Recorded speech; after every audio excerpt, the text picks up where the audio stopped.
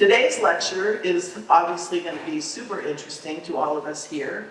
It's about the Coast Miwok, and we have distinguished representatives to present. I'm not going to try to tell you their backgrounds. I'm going to let them do that themselves.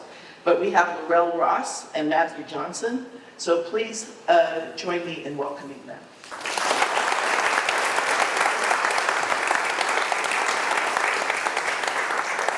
Hi, good afternoon. Happy Sunday. Thank you all for coming out and spending your afternoon with us. I am Laurel Ross, and I'll share a little bit about myself and then hand it over to Matt, who can share a little on himself, and then we'll share a little bit more about our tribe. First of all, I just want to acknowledge that we are all here convening in this historical building and surrounded by a lot of interesting photos. This land that we are on is within the Coast Miwok ancestral lands, it's a very special place, and interestingly enough, we're next door to the Church's Assumption, which is where many of our families were actually baptized.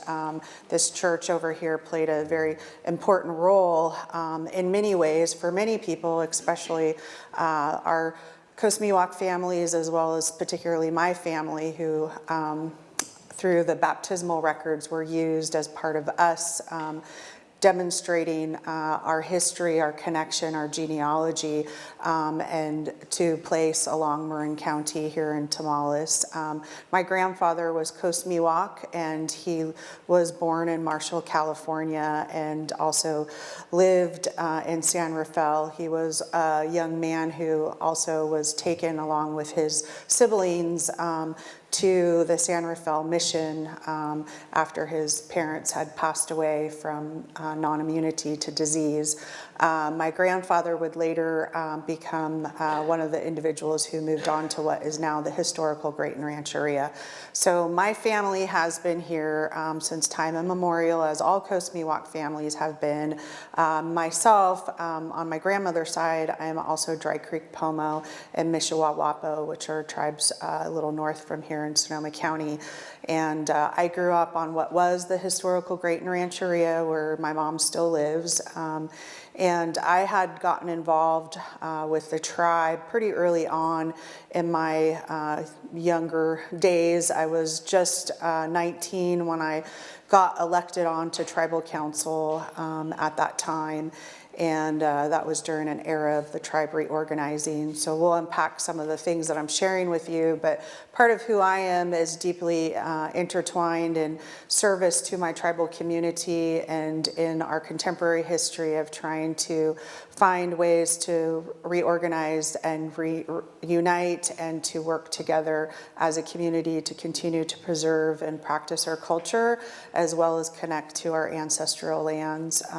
So it's really an honor and a pleasure to get to share a little bit about myself with you today, as well as our tribe. I served on tribal council for 28 years. I stepped off the council about a year and a half ago, and now I do some consultancy work for the tribe in a range from Indian child welfare issues and matters to conservation and land stewardship and cultural resource protection. And part of what I get to do is also go around and talk to different people like yourselves and share a little about myself, my family, and my tribal community and the nation of the Federated Indians of Graton Rancheria. So thank you so much and appreciate your time and attention. We're going to give you an opportunity to also ask us questions towards the end of this talk. So thank you. Matt?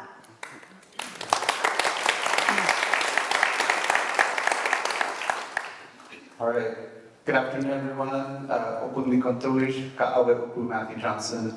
My name is Matthew Johnson. I am using a little bit of the Marin dialect of the Coast Miwok language to introduce myself.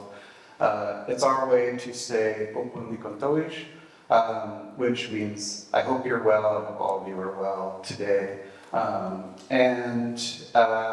have worked for my tribe for 15 years this coming July in a number of different capacities, from working with tribal youth in summer camps and after-school programs, and for the last 10 years or so, I have been working in our Cultural Resources Department, which is involved in a number of activities from repatriation to sacred sites protection, cultural resources protection, as well as educational outreach. So I do a lot of these presentations to folks from the ages of about kindergarten all the way through adults like yourself. And I'm very honored to have Laurel here to supplement the presentation and add her wisdom and experience to the presentation today. A little bit about my family, which, speaking of family, I'd like to acknowledge that my parents are in the audience. It's through my dad's side that my Coast Miwok ancestry gets passed along to me. Also, I'd like to recognize that we do have some other tribal citizens here today, so I want to thank everyone for joining us. I won't call you out, I promise. So my story is somewhat similar to Laurel's in that I do have a grandmother a few grades back, born in the town of Marshall, and we also have ancestors that were in the mission at San Rafael. And my history of the local area really has deep ties to Petaluma.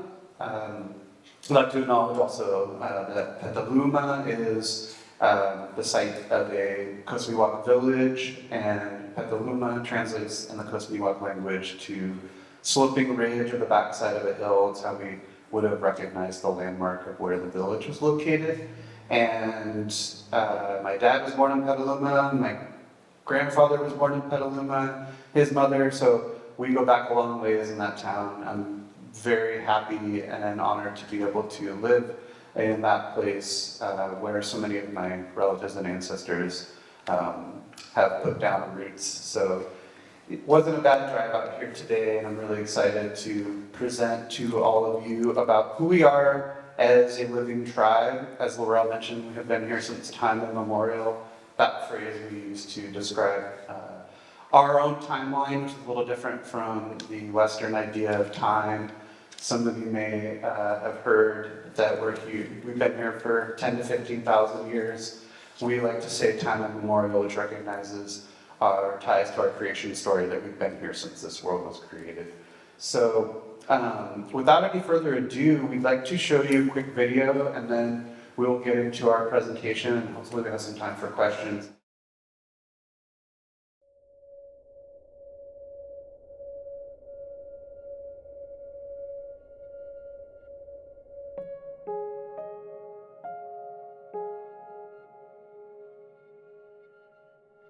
Good afternoon, everybody, and welcome to this historic moment here on Dillon Beach. I need to start by acknowledging that this is the land of our ancestors, the Coast Miwok and Southern Pomo. Specifically, this was Coast Miwok territory.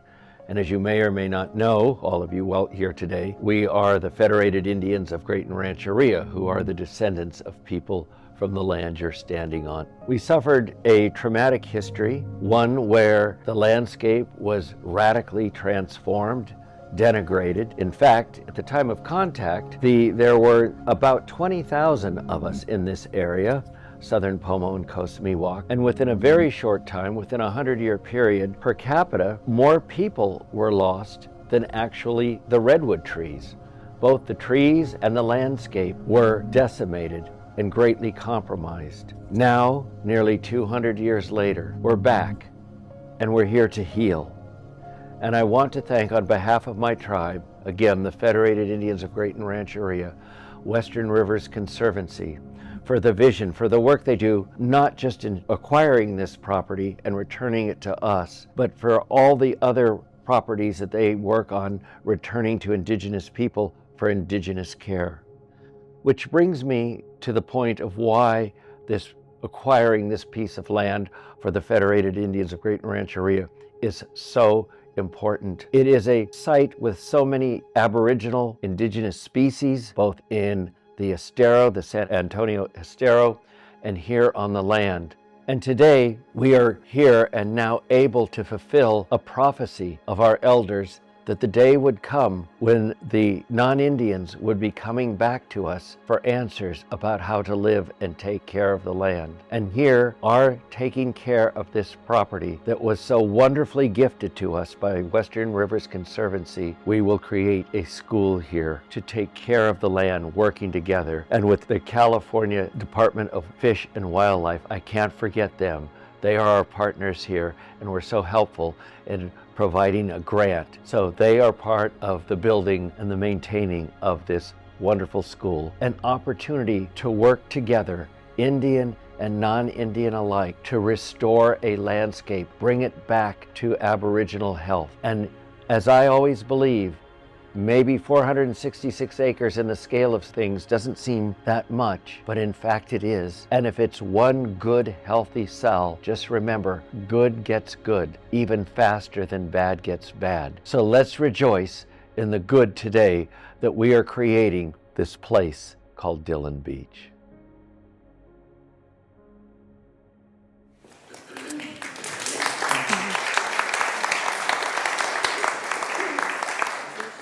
You may think, why does the state, get involved? I mean, part of this is protecting conservation lands, and also part of this was about bringing an opportunity for a tribe in our ancestral lands to have access to do land stewardship and to do something that, is sort of part of our ongoing stewardship effort, part of our cultural knowledge, and part of our connection in place. And that is an interest for the state as well, and we're grateful for that. So we were able to now become the landowners of a significant parcel of land out at Dillon that we will be forever protecting and stewarding and helping protect the special species that are there. The property remains with an easement for public access. There is an existing trail there over the length of the tribe. Transitioning into this land return opportunity will also be part of enhancing our ability as a culture and a people to also right relationship with our ancestral landscape. There are a lot of significant cultural features in and around Marin, and certainly just over the hillside and around the bend of where you are at any time when you're actually in any place, but certainly here in Coast Miwok territory. This land is special to us in many ways. It gives us access in a way that we have never had, especially here on the coastland. Our tribe has had decades now of experience working with state, federal, and local government on co-management of public spaces, land stewardship. So this felt like a really monumental next step where we actually had ownership of that and be a part of a legacy of continuing to protect this land. We're going to go ahead and start with a PowerPoint presentation and give you a little more information just generally. I think there's a lot to be said about the Coast Miwok people and California Indians and the history and the legacy at a local level as well as a national level for Indian people, but we really wanted to share with you sort of in a nutshell timeline and history of waves and eras that have been impactful, and then share with you a little bit more in contemporary times who the Federated Indians of Graton Rancheria are, because we are a tribe that is comprised of Coast Miwok people, which originally and ancestrally extended to southern part of Sonoma County. As Matt mentioned, Petaluma is a Coast Miwok word. We know that there are Coast Miwok villages, and our ancestors came from southern part of Sonoma County, from Cotati to the southern portion of Sebastopol, as well as Bodega Bay. And some of you may be aware that the Smith family, who founded the fishing industry out at Bodega Bay, that was a significant and remains a significant family that is comprised of Coast Miwok people, and keeping that sort of tradition of being coast people and having fishing knowledge and sort of moving with the times. The family, as it intermarried with non-native settlers, built that fishing enterprise. And I was really impressed to see that Elizabeth and folks from the Historical Society has a pretty interesting collection of photos of some of the Smith family. So we could do a whole discussion on the Smith family fishing industry. But it's just important to note that, as you're traveling through Freestone and here in Tomales and into Marin County, that is all the entirety of the Coast Miwok ancestral land. So we like to say north of the Golden Gate. And then we are a federation, as I said, of Southern Pomo. There's a lot of Pomo groups, as you may or may not be aware, but we really look at geographically within a specific area, and that is part of Southern Sonoma County. So we like to kind of say maybe from like south of Russian River, part of the Santa Rosa Plain, and then you start getting into the neighboring tribe, Wapo, and Dry Creek Pomo and Cloverdale Pomo. As I mentioned earlier, those are some of my grandma's tribes. It's important to understand that our namesake of Graton Rancheria, really comes from a point in time regarding when homeless Indians and landless Indians were viewed as part of a burden or problem, and that really followed a lot of changes and eras that we're going to unpack in that. So you may be wondering, how are they Federated Indians? We'll get to that, but I'm going to transfer this over to you, Matt. Thank you, Laurel. So my apologies. I know, like I mentioned at the beginning, we have a lot of years and time to cover, and I know we are here till 3, so I'm going to try to keep us on track as best as I can. So I just wanted to start with this slide, which shows a map of the state of California and gives you an idea of all the different tribal groups that reside and call what is now known as California home. And these represent really, really specific and individual, unique tribal groups. And they have their own languages, customs, stories. And so it's important to recognize them as individual nations throughout this state that we all now call home. Another fun fact that is not widely known is that California has the highest number of Native people residing as residents than any other state in the United States. And that includes not only folks indigenous to California, but folks from other tribal nations that have been relocated here or have relocated here over time for a number of different reasons. Today there are over 100 federally recognized tribes in California, and many that continue that struggle and fight for that recognition. Essentially, in a nutshell, that recognition provides what is called tribal sovereignty, which means that these tribes, tribal entities, have the right to govern themselves and their citizens. As Laurel mentioned, our governing body is called our tribal council. We have 7 tribal citizens that are elected to 2-year terms, and that is our governmental structure at the Federated Indians of Graton Rancheria. And as we mentioned, we are a federation, which we'll get to, but we wanted to recognize, Laurel painted you the picture of the Coast Miwok ancestral homelands. We're going to talk a little bit about the Southern Pomo in relation to our tribe, the Federated Indians of Graton Rancheria. The Southern Pomo folks that are current citizens of our tribe trace their ancestry back to what's now known as the town of Sebastopol and east towards Santa Rosa. So you can see here a little snapshot picture on the map of that ancestral territory. All those triangles are Southern Pomo villages. You see that name in the Southern Pomo language, and that sort of gives you an idea of where those folks we're from the Southern Pomo portion of our tribe. I'm gonna look to Laurel if you have any. Yeah, I think it's Let me know. It's probably good slide to point out too, because this is actually part of a larger map as well that you can also find that this was actually made by an anthropologist, and so much of what we understand or know comes from a combination of our tribal knowledge, which is really an oral history that is passed through.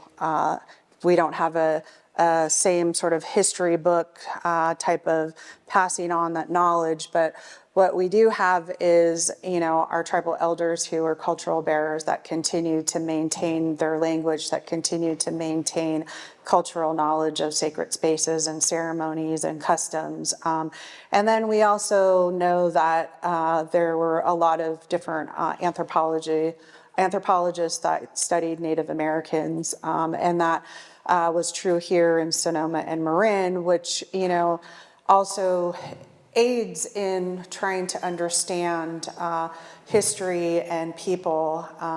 And one of the things that I reflect on here in thinking about this is that we ourselves as tribal people didn't refer to ourselves as Coast Miwok or Southern Pomo. Those were sort of generic anthropological and linguist terms that have been used as a way of identifying different groups of people. The Pomo language actually, it comes from a different language stock than even from Coast Miwok, and as our chairman likes to say, they are as different as, Chinese to English. I know that my great aunt, for example, who was Wapo, she also spoke the Bodega dialect, and she spoke Pomo dialect. So it wasn't a normal for our ancestors to speak multi-dialects. And when you look at the proximity, right, you may live out here in Tomales, but when you go to Sebastopol or Santa Rosa, well, maybe a little different. But that said, it's important to recognize that some of these are translated from in the English language, but still using the language from the Southern Pomo of that particular area. And we would have identified ourselves by our ancestral village, and there were many throughout and along Sonoma and Marin County.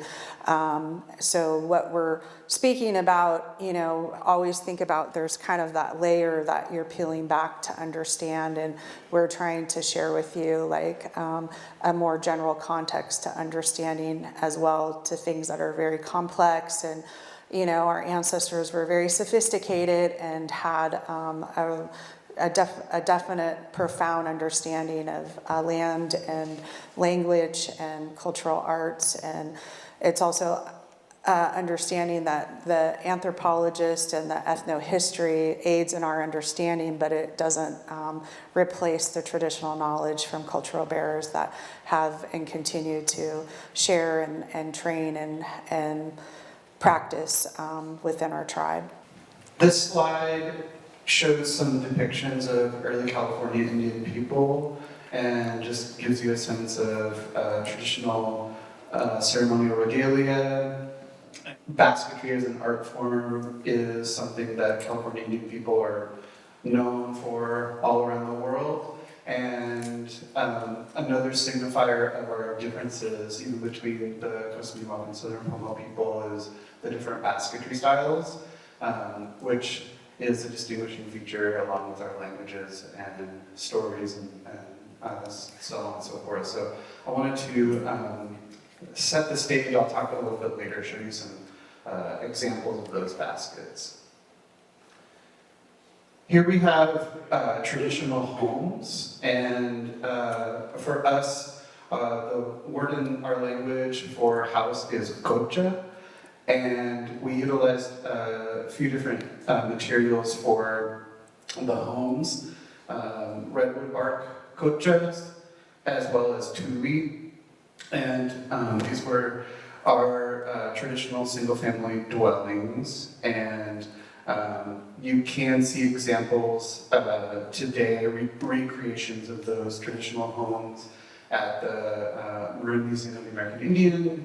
They have some tulicochas as well as culiloclo in the Point Reyes National Seashore. It has some redwood bark cochas, but these are our traditional homes, the homes that our ancestors lived in, and I'll show you a little bit more later on about the construction of these dwellings. But without any further ado, I wanted to get into basketry. So you can see from these photos how different these baskets were stylistically based on materials that were available to our ancestors.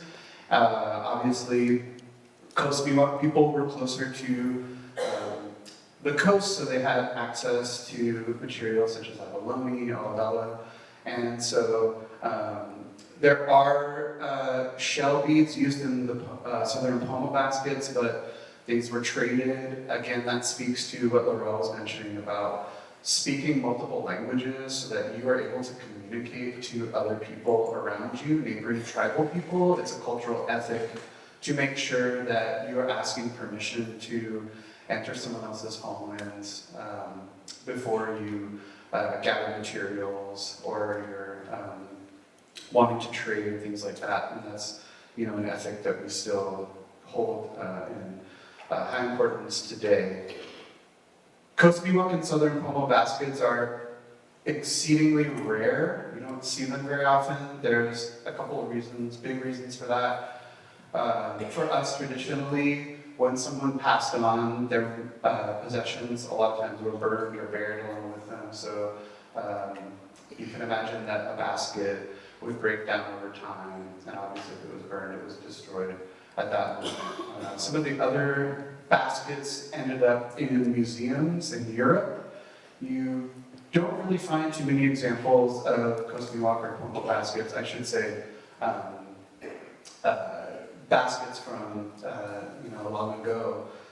Today, because a lot of them, like I said, are taken to those museums, but fortunately we have worked on grants to send some of our basket weavers to Europe to be able to study some of these baskets up close and to be able to continue that tradition, to look at them closely, study the weaving techniques that our ancestors were utilizing so that we can carry that into the future. And we do today have a basketry group that meets monthly to continue that tradition.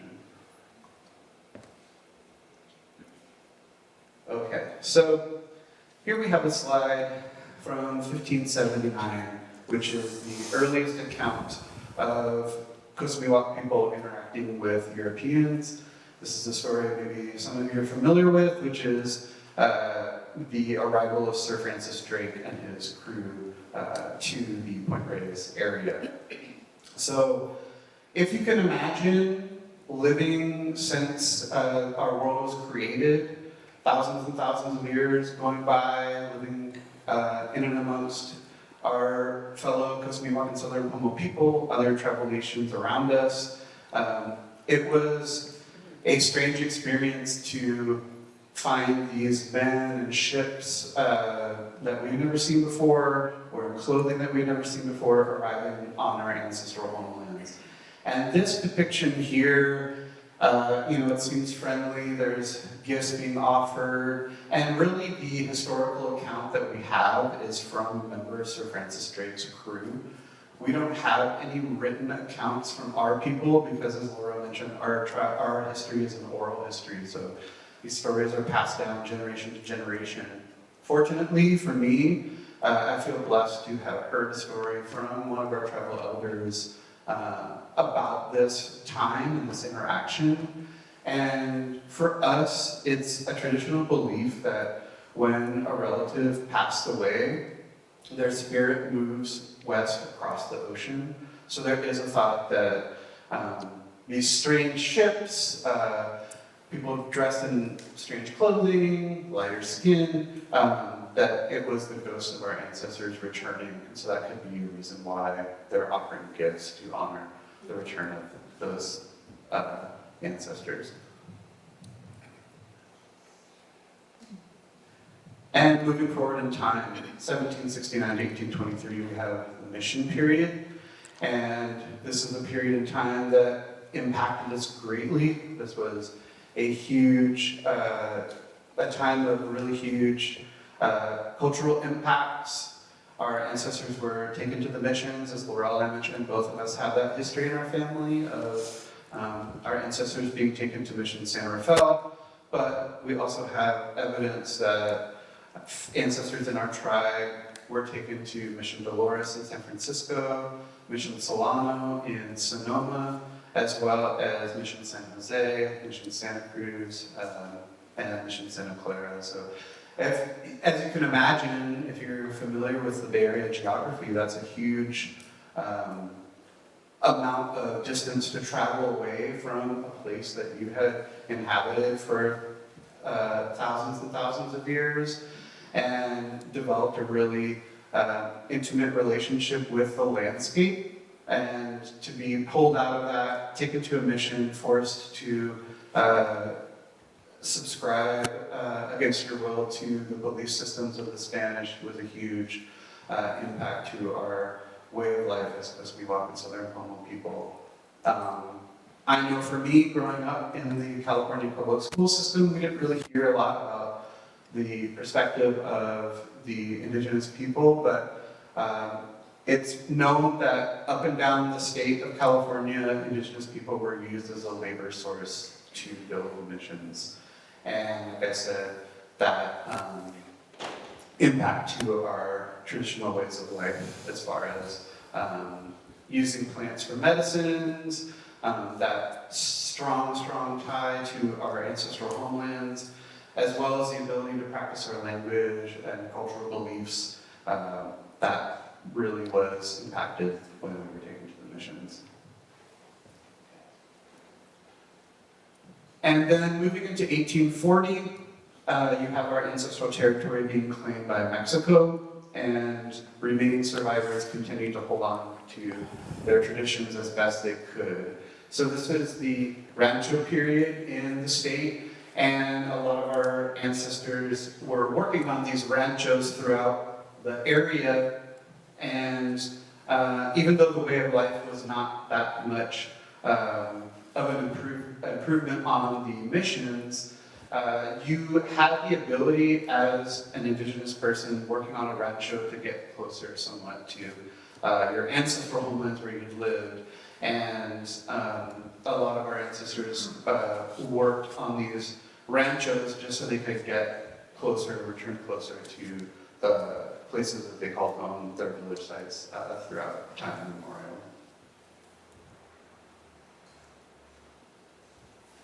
Moving into the mid-1880s, as a result of that loss of homelands, as well as contracting European diseases that our bodies were not used to or able to fight off, you had a tremendous loss of life.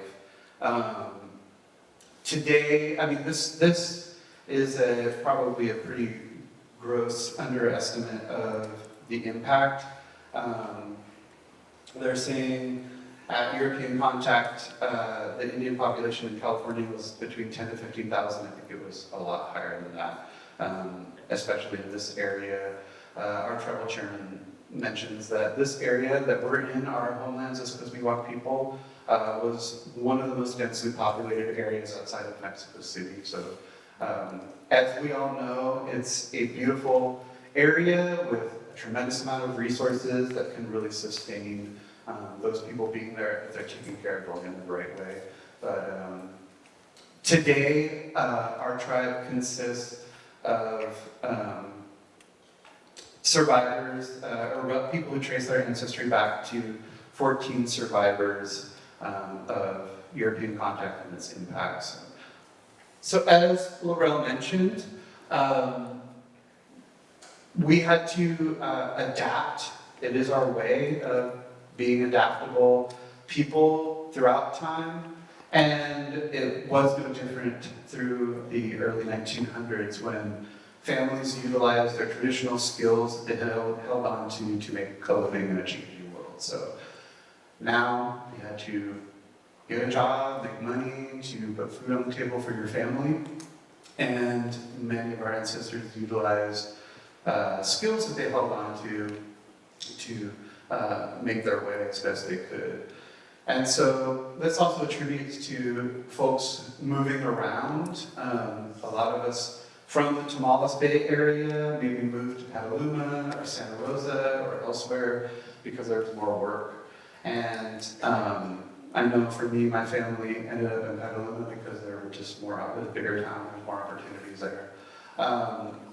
And these photos here on the left, you see the Smith brothers. Laurel mentioned the Smith brothers. They are a family that a lot of our tribal citizens today connect to, trace their ancestry back to, and they, as Laurel mentioned, pretty much established that fishing industry in Bodega Bay, and were a really prominent family in that area.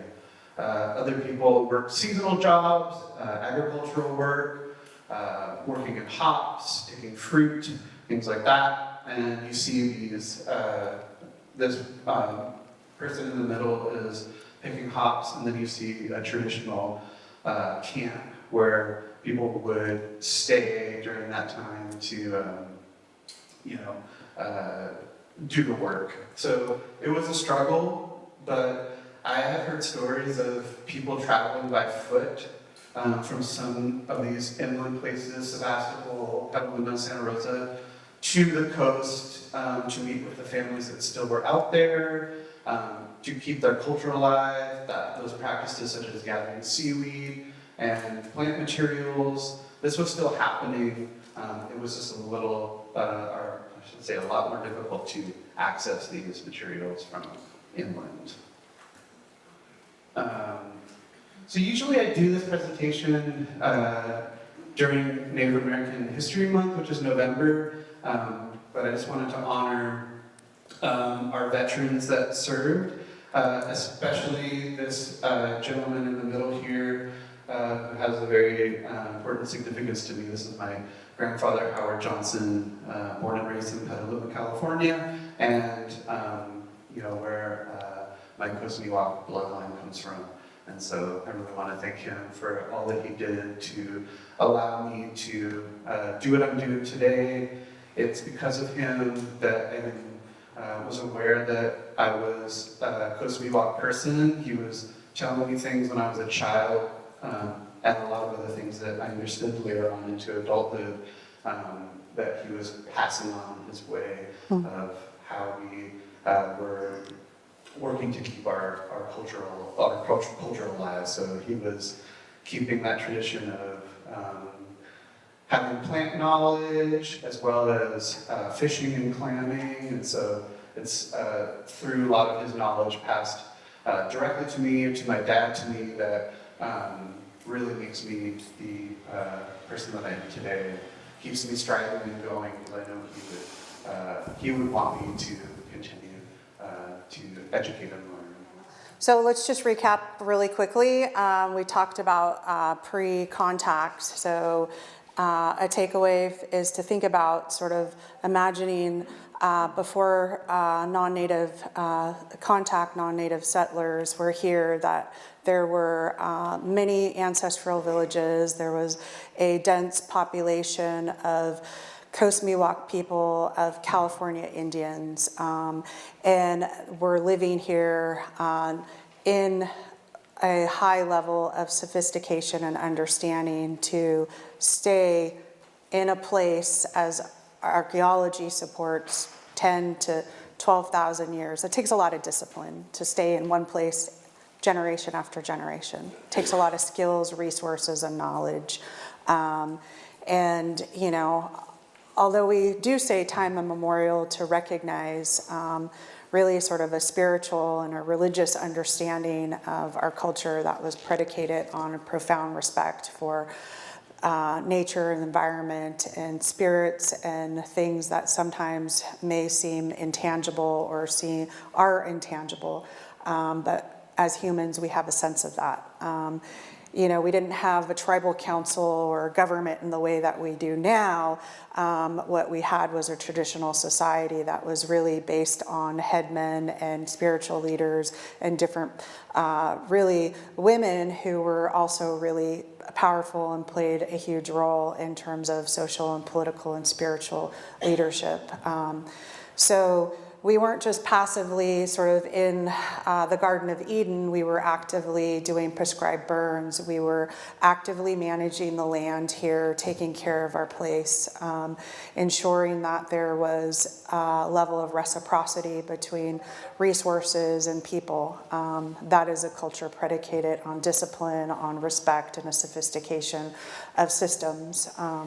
And so then we move along and we learn a little bit more about impact from the Spanish to also just that transaction between worlds clashing and maybe not understanding, but altering sort of our timeline and our understanding of each other, which created a whole new change in religion and how settlers really thought about the land here as something to control, as something to own, including the people who very much were devalued and thought as being inferior, and why there was so much emphasis to convert and to change religion.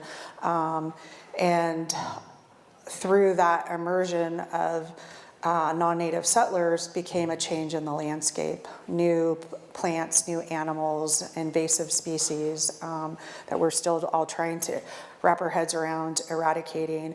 And what we also saw was an immense amount of impact to human life because a lack of immunity to diseases and changes. So starting to see a population really be not just dislocated and removed forcibly from homeland and change in lifestyle and life ways, but actually really the dying and depletion of resources, including human people, our ancestors. And then we get into, this Spanish into the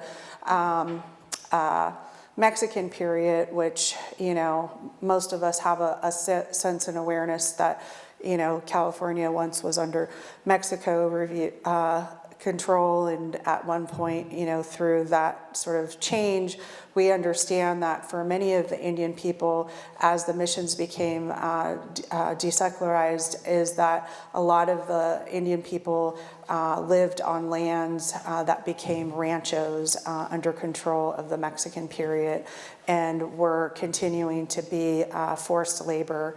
Another word for that is slaves.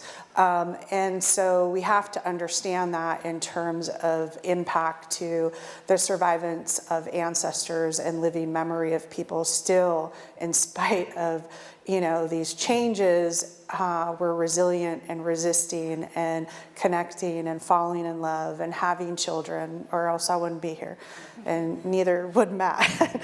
So, there's some brilliancy and some real, high points in when we think about our capacity as human beings. And so, just recapping where Matt has taken us, because we can go deep and far and wide and probably be here for many Sundays on different topics. But that said, I want to pull us into the American period. And we know here in California, we joined in statehood in 1850. And, that was another really big change for the Coast Miwok people, for Indian people in California. Some of the first things that the state of California did was actually pass some really important laws that were another era of tragedy for Native people, which allowed for the legalized enslavement of Native American people. By that time, many of our ancestors were so greatly diminished in numbers, that, they were taking jobs and being able to survive through the different opportunities, and in some cases also passing as Spanish or something else, because being Indian was a death sentence in some ways, and there were legalized bounties that were put on for California Indians. So think of that culture and think as, laws and policy change, attitudes don't. It can take years and decades to change that. The other really significant thing that had happened that affected lifeways and environment was that no longer prescribed burnings could happen on the landscape. So these are all things that really changed the way in which we related to the land, and many of our families were, displaced, dislocated, and in the margins. A lot of our families who said survived through that actually lived and worked at ranches, primarily along the Tomales Bay, because that was sort of an out-of-the-way area where people could survive.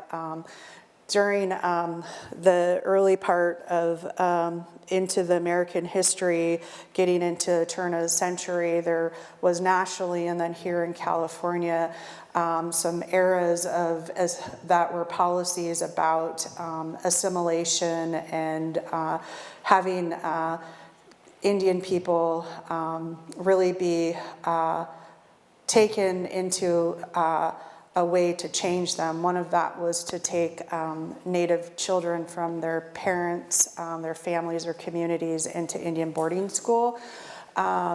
This happened throughout America and Canada, but it also happened here in California. And my grandmother, as I mentioned earlier, along with my great aunts, were taken to Sherman Institute. So this happened in a lifetime of not just my great-greats. This happened within the lifetime of my living family. So I got to hear from I call them my grands and my greats, their story, which was never spoken with bitterness, but just, sort of like a deeper kind of wound. And I think it's important to understand that, because we're sharing with you, a history that we're in some ways all trying to wrap our head around and reinterpret, and also deepen into, like our own humanity of understanding. And excuse me as I get a little emotional, I always do with this, but I think it's important to just recognize that, during the time that this happened in my family, they lived out in Freestone and were going to the Watson School. And so, there's a lot of living memory around every road for all of our families, and certainly with you all, and it's important when we can lean into that, because it really connects us in ways that is surprising, but also phenomenal. And it's usually the land that does that. So with my grandparents and my family, and my grandfather was orphaned at an early age. His parents had passed away. There was a bout of smallpox that went around. He was born in 1906, so this is really early on in the 1900s, and his siblings were put into Mission San Rafael, different era, when it was actually an infirmary, an area that was used for a lot of indignant Indians or ill Indian people that were survivors. And so, I grew up with my grandparents. I grew up with my grands and my greats, as I say, which is really, shapes who I am, along with growing up with my mom as well, and growing up on this land that was set aside. Matt, do you mind switching the slide? This is the house that I grew up in. This is the original historical Graton Rancheria, which is wasn't originally in the township of Graton, but now it's in the township of Sebastopol. But that's my mom and my sibling, my sister. And this house was built in the early teens, when the Graton Rancheria was purchased by the Bureau of Indian Affairs. At that time, there was a wave happening in California to deal with the Indian problem. This was echoing what was happening throughout the nation, where reservations were being established under treaty or in having Indian people throughout go to out of the way reservation land parcels in California. Because of that Spanish influence, so much of everything has that, different way of pronouncing things. So we call them rancherias, which are in essence a small reservation. This was a 15.45 parcel that was purchased by the Department of Interior. And it was set up in the early teens, 1912, 1913, for what was considered the California Indian, landless Indians and homeless Indians. And there was an Indian agent that came through this area, and he actually, his name was Terrell, and he actually tried to find out how many Indians were living in the vicinity of Marin and Tomales, Marshall, Sebastopol, and this is how these rancherias were set up. Up and down the state of California was a collection of survivors that Indian agents would come out and find who they were, and then somewhere, somehow, families were told you could go live there. And you had to build a house, and you had to live there for 5 years to get an allotment. And so it was years later that my grandfather actually, who was one of the original distributees of the Graton Rancheria, moved there when my mom was 7 years old. And there was no plumbing, and there was no running water. In fact, there's a creek that my mom used to get the water from when she was a kid. My grandpa built a house there out of lumber that was milled at the Sturgeon's Mill, which is over in Occidental. So, over the years, there are a lot of different Indian families that lived on the Graton Rancheria. They lived there seasonally. They lived there in times where they needed a place to go. Who were direct descendants from this area, Coast Miwok people, Pomo people. There were also Indians that lived as far away that came down to work in the fruit fields and agriculture that would stay there as well seasonally. So the government didn't provide housing, they didn't provide provisions, they didn't even create a water system. The infrastructure there that was built from families and individuals. And it was woefully less of a resource that was needed to adequately address the needs of a community that had been so impacted and so affected disproportionately from poverty to health care, from a lack of really just systematic prejudice.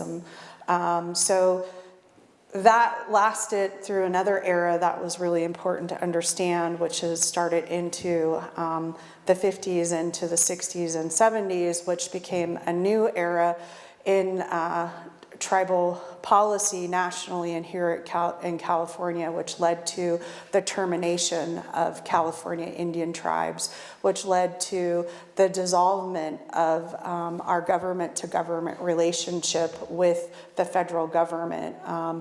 So after some time, this problem of the Indian people circled again, and now the federal government wanted to extinguish its relationship and obligation to California Indians and do that through the means of termination, which was also part of a national movement and policy era that occurred.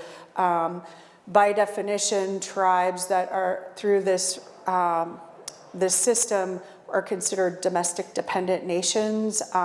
There's a very paternalistic level of policy that was made throughout tribes. And then into the 70s, there was another wave in which self-determination became more of the effort to really actually give some limited authority to tribes. But at this time, my mom was still a minor. on the Rancheria, and the individuals that lived there, including my grandfather, they had decided that they would terminate because at that time they were getting no services or assistance. My grandfather at one point was shot by a non-native neighbor who didn't like the Indians living there, and the police would not come out, and there's a whole record of this. So plus I got to hear the story from my grandpa and my mom. So it's interesting to think about in terms of this relationship that was happening nationally and at a state level, and ordinary people who were extraordinary in their own will and resiliency, but having these extraordinary circumstances happen. For many of our families at that time too, people were, trying to survive and integrate, and a lot of our families still lived along Tomales Bay, still working in ranches. Some families had moved on to Santa Rosa, which was then a bigger town for work, but many of our families, were in a real period of survival. And, there was a systematic move throughout California to sever that relationship and acknowledgement of California Indians, and also to extinguish our identity and our political status. And that's what termination did.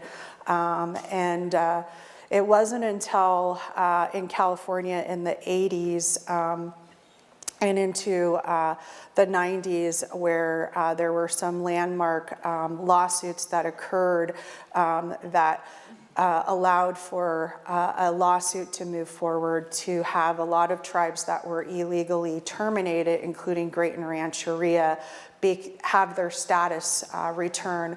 Graton, however, because of some other larger issues, was not part of that first wave. It wasn't until later in the 1990s our tribe reorganized.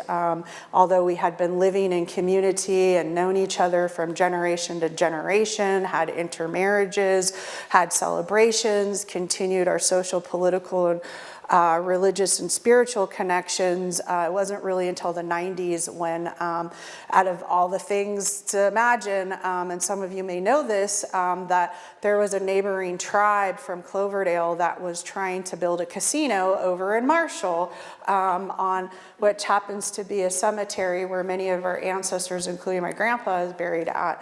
And so that really galvanized our elders and our community that had always held on to an understanding, that this is where we're from, this is our connection, these are our stories, this is where our heart is. And so with that became a community grassroots effort within my community to organize as a non-federally recognized tribe at the time. I was technically still in high school, but as soon as I got out of high school, I got involved with the tribe and was elected onto tribal council. And we spent a decade long doing a public outreach and education, working with lawmakers to try to effectively change the injustice that had occurred to our tribe that was illegally terminated, and regain our status back. But I do kind of walk you through a couple of the pictures, because I've covered a little bit of this. Is Gene Bouvelat is a direct descendant from the Smith family, as we mentioned. He is an elder that both Matt and I have a lot of reverence for, and has taught and continues to teach and share a lot about our cultural history and sacred spaces here. And Gene is a very proficient flint napper. He's holding what he calls a bunker buster. He actually made that. That is all obsidian. And then Frank Ross was building a willow cocha over at Olimpali years back. But I think it's just testimony that even before we got our rights back, we were all involved in different ways of maintaining culture, heritage, and identity. And in fact, it was Gene back in the 70s when the Miwok Archaeology Preserve of Marin and a lot of volunteers were reconstructing a village out at Kuliloklo at Point Reyes, they actually didn't know that there were Coast Miwok families still living. And Jean has a fabulous story that I always like to tell, and I wasn't born when it happened, but it was also him saying, you know, sort of emerging that, you know, I'm Coast Miwok, and really reclaiming our narrative and really educating people in place. And it's people like him, and it's people like my mom, and it's people like Matt's dad and grandfather that still maintain the voice and maintain the ethic and values of our people, and maintain the tie to place that gives this next generation of us an opportunity to really enhance that, learn from that, and also abide to it in a respectful way and share that with you all and that next generation. It's also important to understand that throughout, you know, time, as I said, we reorganized in the 90s. Chairman Saris was a professor at UCLA at the time, and we jokingly like to say that he was the smartest and most educated, or at least the most educated Native person that we knew at the time, that our elders had called him to see what we could do to thwart the efforts of a tribe from not our area from developing out here, which then became that galvanizing moment for us to really seek our rights. And it was through this longer campaign and working with people and doing a very public education to really share with people more about that Coast Miwok. Like, our mantra was always from day one, we are still here, because so many people in Marin didn't know or were under misinformation that we didn't exist or that we were extinct. On December 27th in 2000, President Clinton signed into law our tribal restoration, which allowed for us to have our rights restored. And so it's important to recognize at one point in time, when the Rancheria system was established, that the government had de facto created that government-to-government relationship of a distinct people from a distinct area, which included the Coast Miwok people, all of Marin and Sonoma and Pomo people, and that is the federation that we are. And we made a very conscious decision early on in the early days of the 90s that we would federate, because we were a collection of survivors and we knew who we were. And that was further enhanced by the fact that we did extensive genealogy on every one of us, tracing ourselves back to the church over here and to the mission systems. It's one thing I gotta say, that missions and churches keep the best records, and that has been super helpful. So along with our elders who had remained, you know, that level of resistance and resiliency to maintain story identity and connection to place, so important. And with that restoration has opened opportunity for us to actually do the nation building. We're trying to overcome a legacy of and generation of intergenerational poverty, of intergenerational trauma, of a lot of different oppression and displacement, and we lean into the brilliance of our elders and our ancestors. We lean into the healing of the land and to the environment, to our allies, our friends, and to good people like yourself that are willing to spend an afternoon and listen to us. And so we were able to actually reestablish our Rancheria reservation. When we got restored, the government says, okay, that didn't happen, but you have your political tribal sovereignty restored, but we don't give you land and we don't give you money.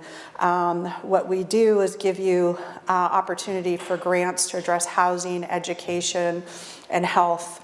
And unfortunately, around the time that we got restored, what was happening nationally was unfortunate. We were dealing with the effects of 9/11. We were dealing with the effects of an anthrax scare. Our country was under attack. And what that translated in one way was Graton was not given a line item on the federal budget. So we didn't have any resources. We didn't have any collateral. We didn't have any money. We were going forward, applying for competitive grants to address basically the basic needs from social, health, and education, housing, so that we could begin to uplift our community. And we were successful in that, but it was woefully inadequate. And we have a democratic tribal council. There's 7 people that are members that are elected by our constituency. Today we have over 1,500 tribal citizens who participate in annual elections. And we have a tribal constitution. That was one thing that I worked on. It was one of my prouder moments in my life, is to be a part of those founding documents that have served the tribe and continue to serve the tribe, because it was a very engaging participatory process with tribal citizens from mixed generation. That all to say that our tribe eventually came to what was a moment at that time in which we started looking at economic development. And because we didn't have a land base, because we didn't have any resources or capital, we were very limited. And what we were able to do was make a decision to enter into gaming. And that was a very controversial issue. It was not a part of our original intention. It is a viable option for some tribes to pursue economic development, and that is a construct that the federal government has created for tribes in a way.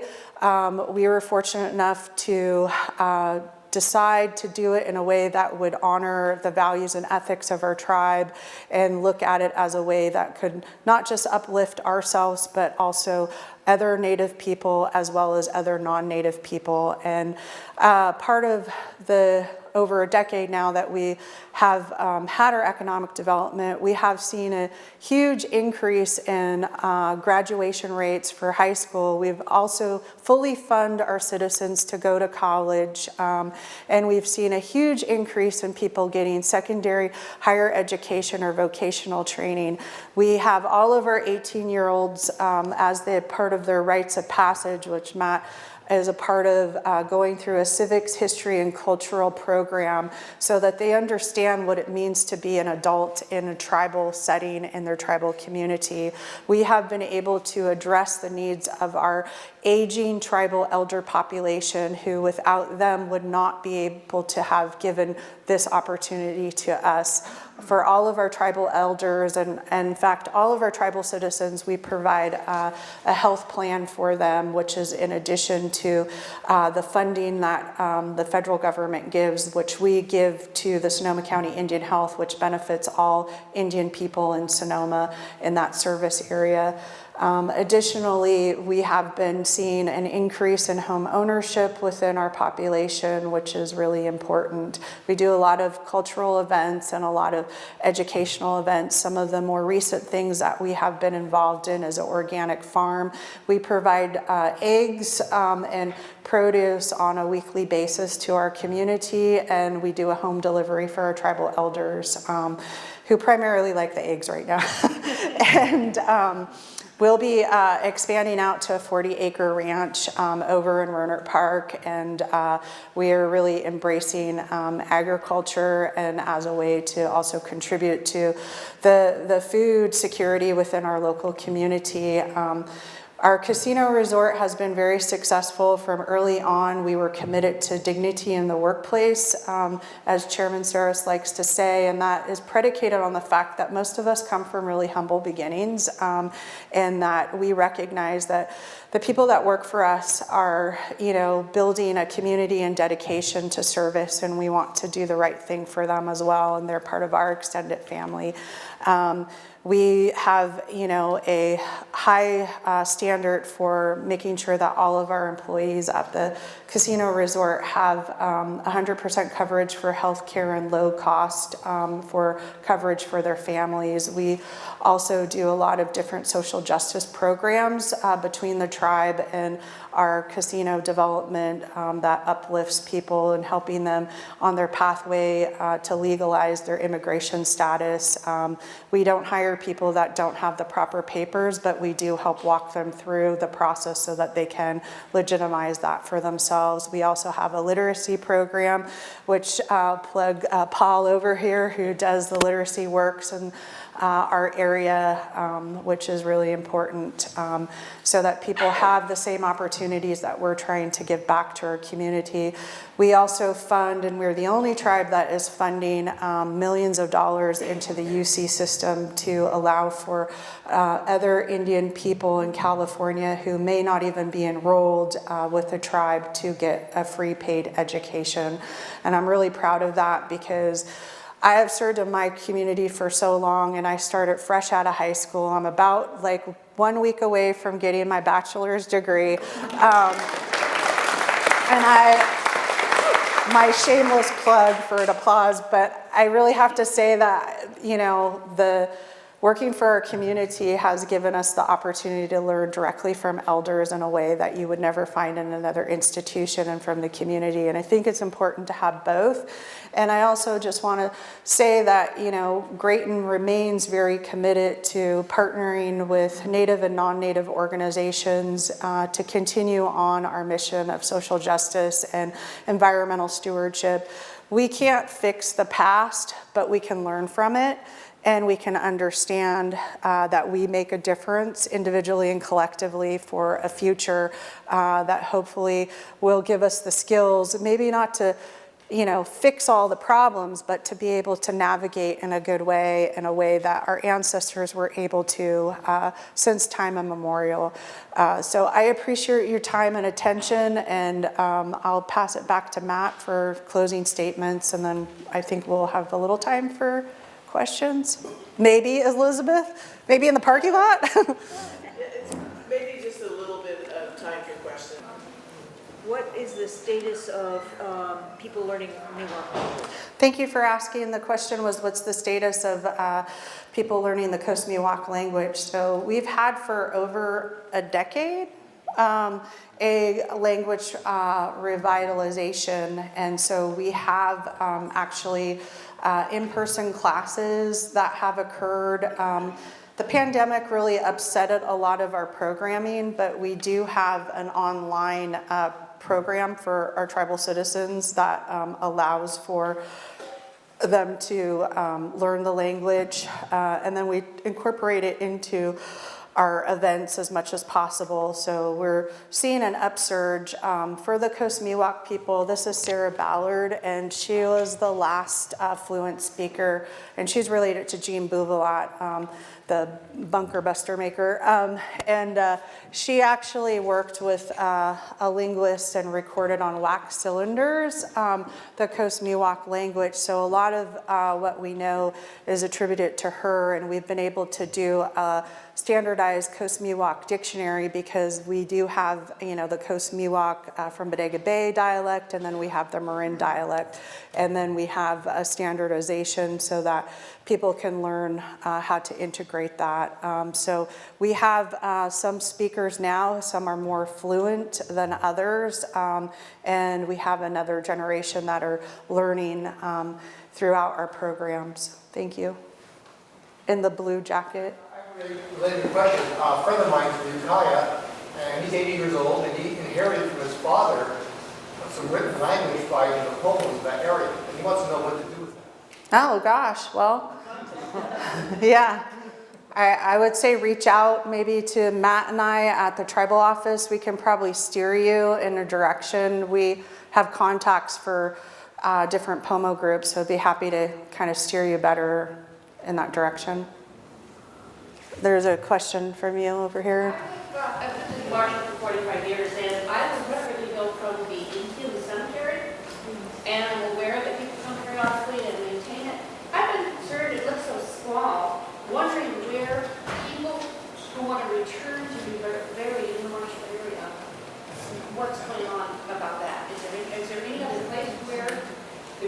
Miwok are being buried? Yeah, thank you for the question. It was in reference to the old cemetery over in Marshall, and if people still have access. So the tribe does, we don't own the cemetery, but we do maintain it. The landowner has been very generous throughout the years to the tribe and tribal families.